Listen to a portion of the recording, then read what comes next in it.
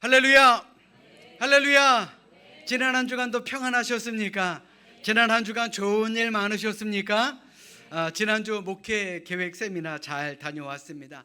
이번 세미나 주제는 AI 시대를 맞아서 목회 방향에 대한 강의들이 주를 이루었는데, 목사님들께서 이런 걱정을 하시더라고요.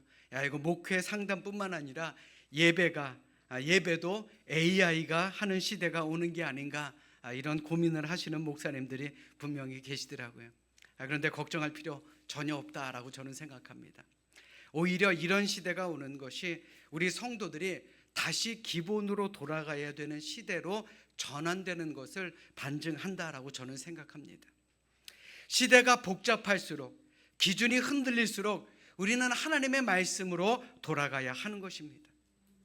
물론 제 말이 고리타분하게 느껴질 수도 있을 것입니다. 심지어 시대에 역행하는 것처럼 보일 수도 있을 것입니다. 그런데요, 성경 어디를 보더라도, 기독교 역사 어디를 보더라도 하나님의 말씀과 하나님의 뜻과 방법은요, 시대를 쫓아가지 않았습니다. 오히려 시대의 위기 앞에서도 하나님께 중심을 둔 그 믿음의 조상들이 큰 위기를 이겨냈고 최후 승리를 거두었다라는 사실을 기억하시고, 우리 시대가 복잡해질수록, 삶의 기준이 흔들릴수록 더욱 하나님의 말씀과 기도로 영적 무장을 이루는 우리 모두가 될 수 있기를 주님의 이름으로 간절히 축원합니다. 자, 우리 옆에 있는 분들과 이렇게 인사합니다. 하나님의 말씀이 기준입니다. 다시 한번 인사합니다. 예배를 통해 하나님을 만납시다. 자, 여러분들 잘 들으십시오. AI를 통해 하나님 만날 수 없습니다. 예배를 통해 하나님을 만나시고, 이번 한 주간도 하나님의 말씀으로, 기도로, 찬송으로 하나님과 행복한 동행을 이루는 우리 모두가 될 수 있기를 주님의 이름으로 축원합니다. 우리가 인생을 살다 보면 불만이라는 것은 어쩔 수 없이 생기게 됩니다. 아무리 시대가 좋아졌다라 그래도요, 불만은 생기게 된다라는 겁니다. 그래서 많은 학자들이 그 문제를 해결하기 위해서 많은 투자와 노력을 기울이고 있죠. 자, 그런데 그렇다라 그래서 불만이 없어지던가요?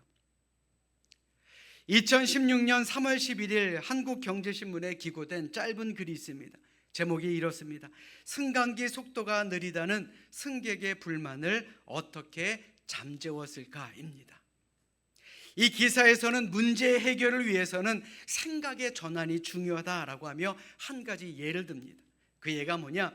글로벌 엘리베이터 제조업체인 오티스는 엘리베이터 속도가 느리다라는 고객의 불만을 접수하게 됩니다. 그런데 아무리 기술적으로 문제를 해결하려고 해도요, 엘리베이터의 속도를 더 빠르게 하기는 힘들었습니다.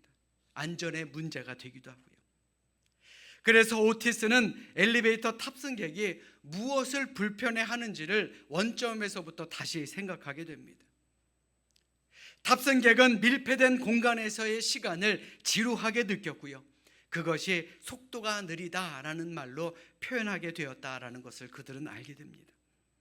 그래서 이 오티스는 문제를 어떻게 해결했느냐? 엘리베이터 안에 거울을 설치했습니다. 그러자 사람들이 엘리베이터에 타고 거울을 보느라고 지루함을 잊어버렸다, 그래서 문제가 해결되었다라고 이야기합니다. 제가 여러분들에게 이 말씀을 드리는 이유는, 아무리 기술이 발전해서 엘리베이터의 속도가 빨라졌다라 그래서 사람들은 언제나 다시금 불만을 가질 수밖에 없다라는 겁니다. 세상이 아무리 현대화되었다 할지라도, 아무리 기술이 좋아졌다 할지라도요, 사람들의 마음은 늘 불만과 불평을 가지게 되는 것 아니겠습니까? 그래서 생각의 전환이 중요하다라는 겁니다. 지금도 우리의 삶에는 여러 가지 문제가 있습니다. 여러 가지 문제가 있다 보니 불평과 불만을 하게 됩니다. 목회자라 그래서 늘 평안한 것 아닙니다. 지난주 부산의 한 교회 목사님이 구속되는 사건이 일어나게 되었습니다. 물론 목회자들도요, 죄가 있으면 처벌을 받는 게 맞습니다. 그런데 구속 사유가 참 웃깁니다. 증거 인멸과 도주 우려가 있다라는 겁니다. 여러분들 생각해 보십시오. 담임 목사가 교회 아니면 갈 곳이 어디 있겠습니까? 그렇다면 정말 목사가 아니라 사꾼 아니겠습니까? 저는 그렇게 생각합니다. 그러면서 교회를 향한 핍박이 점점 현실화되는 세상이 오는 것은 아닌가 걱정하게 되었지만, 그럼에도 불구하고 하나님의 시간과 하나님의 방법은 분명히 있다라는 것, 저는 그렇게 믿습니다. 그러니 세상을 바라보며 낙심하거나 불평하거나 원망하기보다는 생각을 바꿉시다. 생각을 바꿔서 오히려 지금 이때가 하나님의 말씀으로 영적 무장을 해야 되는 바로 그 시기, 바로 가장 중요한 때임을 다시 한번 기억하는 우리 모두가 될 수 있기를 주님의 이름으로 간절히 축원합니다. 하나님은요, 오늘도 우리를 불평과 원망의 자리가 아닌 감사와 은혜, 예배의 자리로 불러주셨습니다. 오늘까지 지켜주신 하나님의 은혜에 감사하는 마음으로 우리 성경을 높이 드시고 우리의 믿음을 고백하도록 하겠습니다. 성경을 높이 드십니다. 저는 예수 믿어 구원받았습니다. 저는 예수 믿어 하나님 자녀 되었습니다. 저는 예수 믿어 천국 백성 되었습니다. 하나님께서 선물로 주신 오늘 하나님 말씀으로 가르침을 받습니다. 눈을 열어 주의 법 안에 있는 놀라운 진리를 보고 깨닫게 하소서. 아멘으로 순종하여 하나님께 영광 돌리는 삶이 되게 하소서. 아멘. 고백한 대로 살아가시기를 주님의 이름으로 축원합니다. 조금 전에도 말씀드린 것처럼 어찌 보면 우리는 감사를 찾을 수 없는, 혹은 감사할 수 없는 그런 상황 속에 살아간다라고 해도 과언은 아닐지도 모릅니다. 오늘 본문의 배경이 그러합니다. 우리가 단지 예수님이 베푸신 그저 오병이어의 기적에만 초점을 맞추기가 쉬운데, 오늘 본문에서 나오는 그 기적의 배경이 참으로 중요합니다. 오늘 본문 15절의 말씀 보십시오. 저녁이 되매 제자들이 나와 이르되 이곳은 빈들이요 때도 이미 저물었으니 무리를 보내어 마을에 들어가 먹을 것을 사 먹게 하소서. 아멘. 배경이 어디입니까? 이곳이 어디라 그랬습니까? 빈들이라 그랬습니다. 쉬운 성경으로 보면 외딴 곳, 이곳을 바로 빈들이라고 표현합니다. 여러분들 생각해 보십시오. 빈들에 먹을 것이 널렸겠습니까? 어찌 보면 황량하게 그지없는 빈들, 그런 외딴 곳에서 일어난 일이 바로 오늘 우리가 읽은 기적의 말씀입니다. 그리고 우리는 그 빈들에서 기적이 일어나는 것을 보게 되죠. 그런데 이 기적은요, 아무것도 안 하고 생긴 기적이 아니었습니다. 예수님께서 하신 그 한 가지 특별한 행동이 바로 기적의 시작이었다라는 겁니다. 오늘 본문 19절의 말씀 자막으로 준비했습니다. 우리 같이 읽도록 하겠습니다. 함께 읽습니다. 시작. 무리를 명하여 잔디 위에 앉히시고 떡 5개와 물고기 2마리를 가지사 하늘을 우러러 축사하시고 떡을 떼어 제자들에게 주심에 제자들이 무리에게 주니. 아멘. 예수님께서 하늘을 우러러 축사하셨다라고 성경은 기록하고 있습니다. 이를 쉬운 성경으로 보면 감사 기도를 드리셨다라는 말입니다. 한마디로 예수님은 보리떡 5개와 물고기 2마리를 하늘 높이 드시고 하나님께 감사의 기도를 드리셨다라는 겁니다. 여러분들 잘 들으십시오.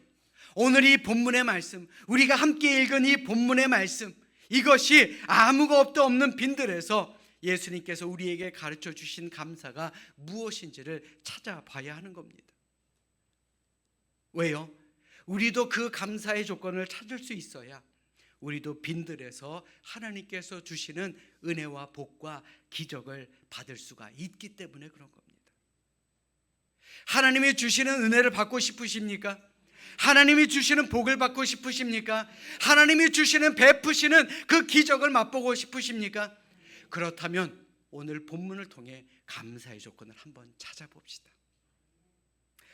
오늘 본문 17절의 말씀에 뭐라고 기록되어 있습니까?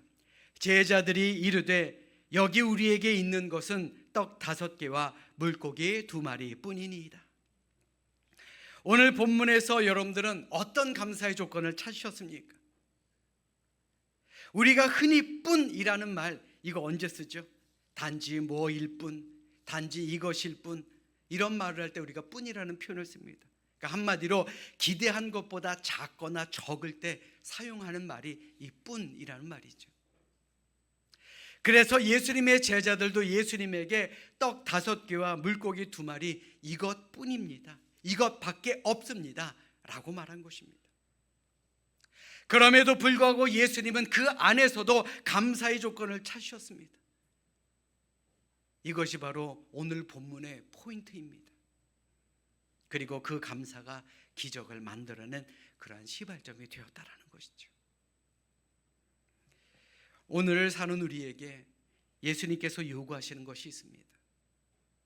너는 이것뿐일 때 그 안에서 감사를 찾을 수 있느냐? 라는 것을 지금 우리에게 묻고 계시는 겁니다.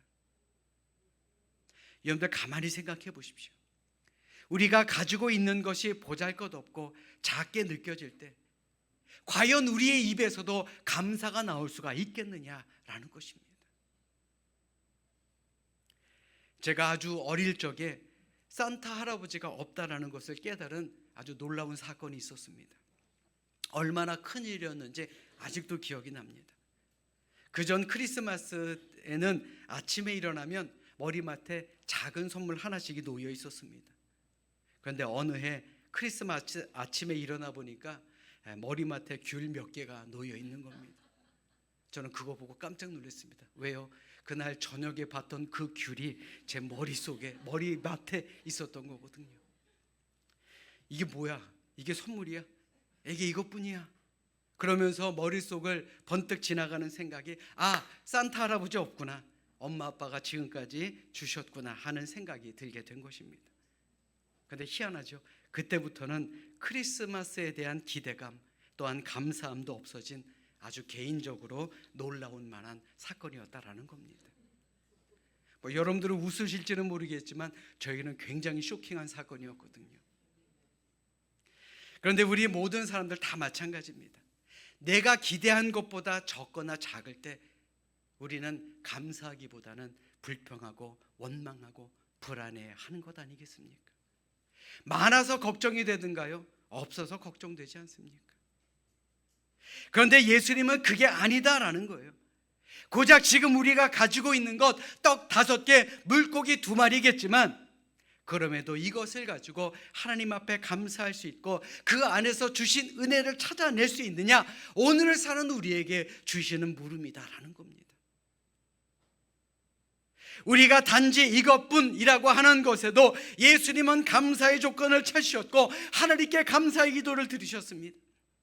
예수님께서 왜 떡 5개와 물고기 2마리를 두고 하늘을 우러러 축사하셨다라고 여러분들 생각하십니까? 너희도 나가서 그렇게 하라라는 예수님의 명령이었다라는 겁니다. 아멘. 한번 해보라는 거예요. 이것뿐에서 찾아내는 감사로 더 큰 하나님의 기적의 풍성함을 기대하라라는 것입니다. 이것뿐, 이것에서 이것이라도 감사할 때 하나님께서 우리에게 주시는 그 은혜가 또한 그 기적이 훨씬 더 풍요로울 것 아니겠습니까? 여러분들에게 가지고 있는 이것뿐은 무엇입니까? 그렇다면 그것으로 감사하며 사십니까? 사랑하는 여러분, 오늘 본문이 말하고자 하는 것은요, 작은 것을 가지고도 큰 일을 이루시는 하나님의 놀라운 능력을 보여주기 위함이다라는 것, 우리는 이것을 기억하며 살아야 할 줄로 믿습니다. 여러분들 잘 들으세요. 우리가 이 땅 위에 살아갈 때 무엇뿐이라는 것 시시하게 여겨서는 안 됩니다. 생각해보면 우리는 아무것도 없는 빈들과 같은 인생을 살아가는 그런 존재입니다. 아무것도 가지지 않고 이 땅 위에 태어난 그런 사람들 아닙니까? 비록 하나님께서 우리에게 어려움과 고난을 주신다라고 할지라도 우리는 그 안에서 감사의 조건을 찾을 수 있어야 합니다. 왜요? 그 어려움과 고난이 오히려 우리에게 축복과 구원에 이르게 만드는 하나님의 방법이기 때문에 그렇습니다. 여러분들 감사하며 사십니까? 그렇게 사시기를 주님의 이름으로 축원합니다. 오늘 본문의 사건을 함께 기록한 요한복음 6장 9절의 말씀 보십시오. 여기 한 아이가 있어 보리떡 5개와 물고기 2마리를 가졌나이다. 그러나 그것이 이 많은 사람에게 얼마나 되게 삼나이까. 한 아이의 작은 손에서 물고기 2마리 그리고 보리떡 5개가 떠났습니다. 이거 엄청나게 큰 거 아닙니다. 정말 작은 겁니다.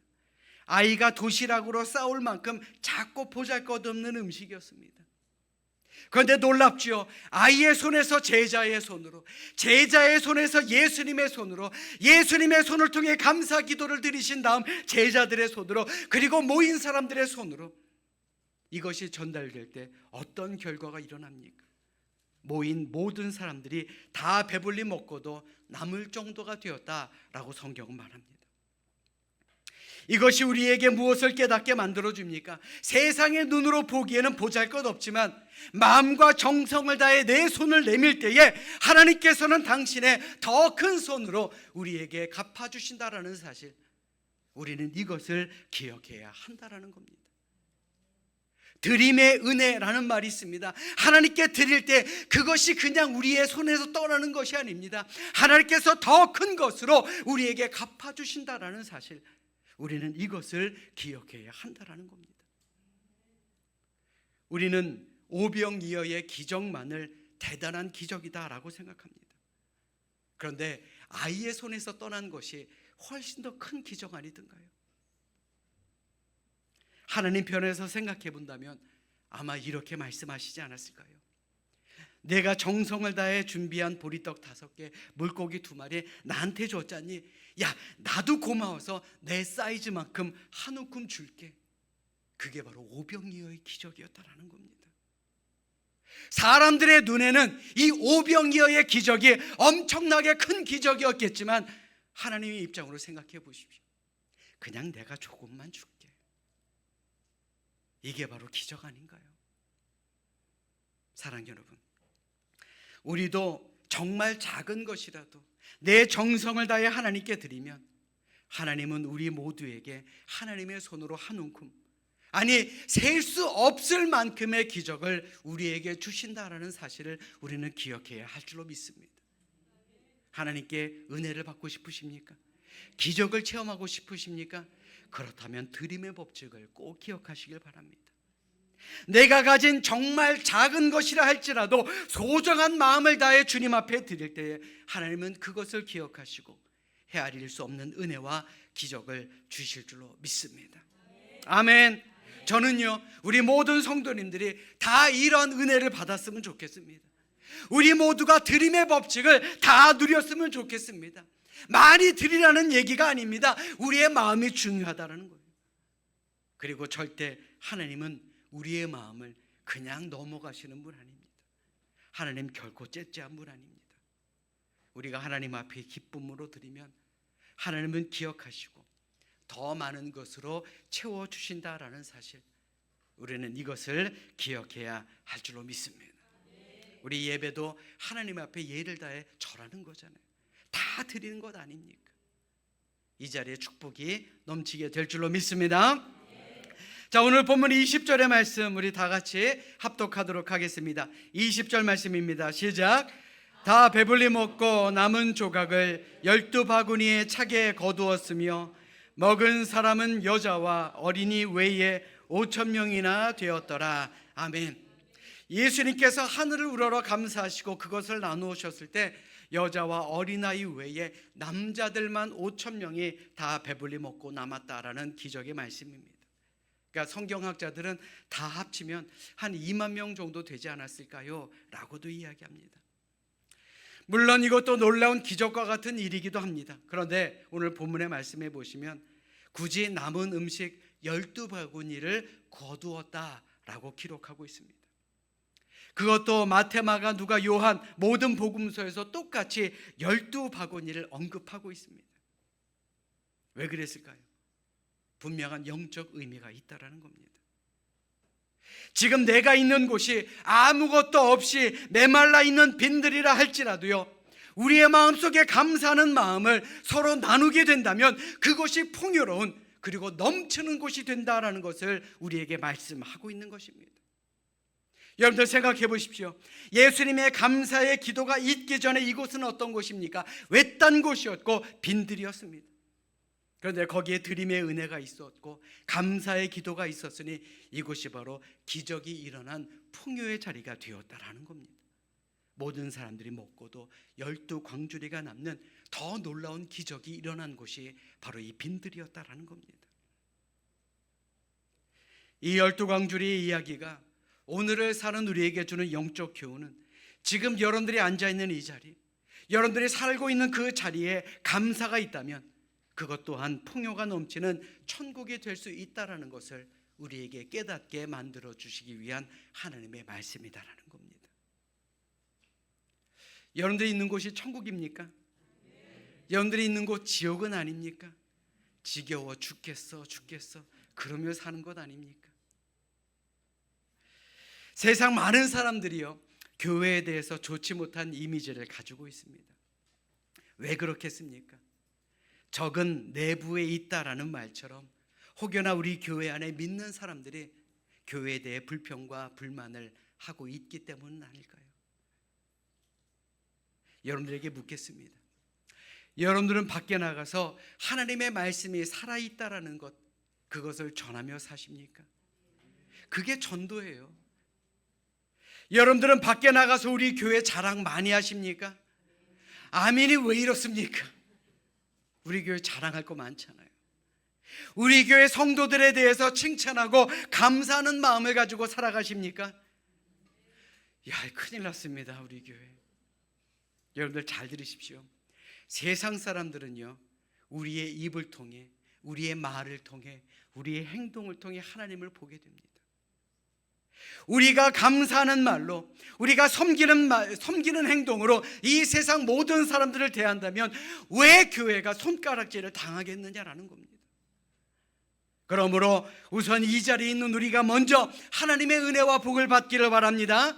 그리고 거기서 그치면 안 됩니다. 우리가 받은 기적과 같은 은혜, 그 12광주리를 채운 축복을 우리가 사는 이 세상 사람들에게 보여주어야 하는 것입니다. 아멘. 그러기 위해서 우리에게 필요한 것이 무엇입니까? 감사를 잊어서는 안 된다는 거예요. 우리 감사하며 사시기를 주님의 이름으로 축원합니다. 사랑하는 여러분, 넘치는 감사는요 그냥 이루어지는 게 아닙니다. 훈련을 통해서 완성되는 겁니다. 빈들처럼 메말라 있는 곳에서 하나님께서 주실 은혜를 찾는 것, 그것이 바로 넘치는 감사의 훈련이다라는 겁니다.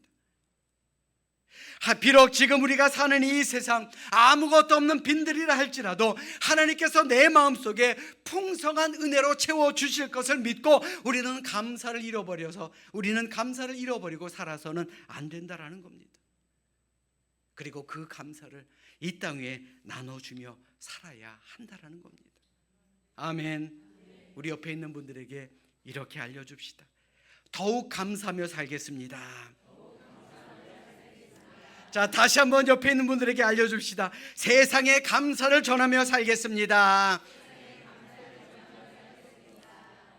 아멘.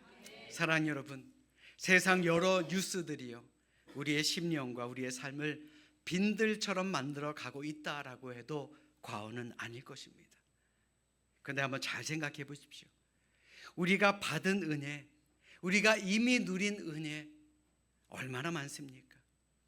더 나아가 더 큰 은혜와 기적을 바라며 사는 것이 우리 그리스도인들 아닌가요? 그러므로 바라기는 우리의 삶이 빈들처럼 황량하다 할지라도 내 마음속에 먼저 감사를 내보내면 우리의 빈들이 풍성한 기적으로 되돌아온다라는 이 은혜의 법칙을 꼭 기억하실 수 있기를 주님의 이름으로 간절히 부탁드립니다. 기적을 누리고 싶으십니까? 기적을 체험하고 싶으십니까? 그렇다면요 바로 감사로부터 시작하십시다.